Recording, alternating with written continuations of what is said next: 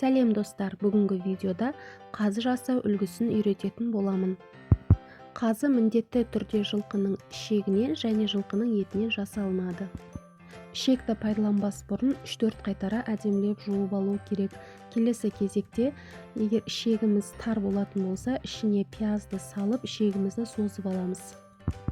Ал енді етімізді алып, ішекке сиятындай етіп, видеода көріп тұрғандарыңыздай кесіп аламыз да әдемілеп тұздаймыз. Өздеріңіз қалауларыңыз бойынша сарымсақ қоссаңыздар болады, сарымсақтың кепкен түрін қоссаңыздар болады, тіпті кейбір жерлерде зыра да қосып жатады екен, ал енді ол міндетті емес, өздеріңіздің қалауларыңыз бойынша. Енді осылай қазының аузына бір бетін байлап аламыз да, екінші бетінен қазымызды осылай видеода көріп тұрғандарыңыздай ішіне етімізді саламыз.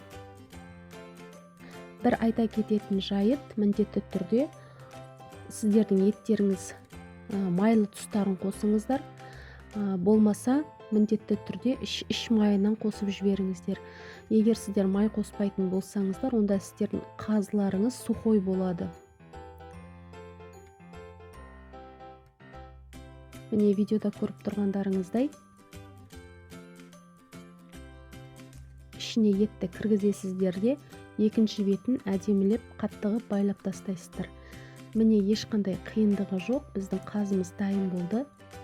Достар, қазақша контентті қолдай кетіңіздер, менің каналыма тіркеліп, жанындағы қоңырауша белгісін баса кетуді ұмытпаңыздар.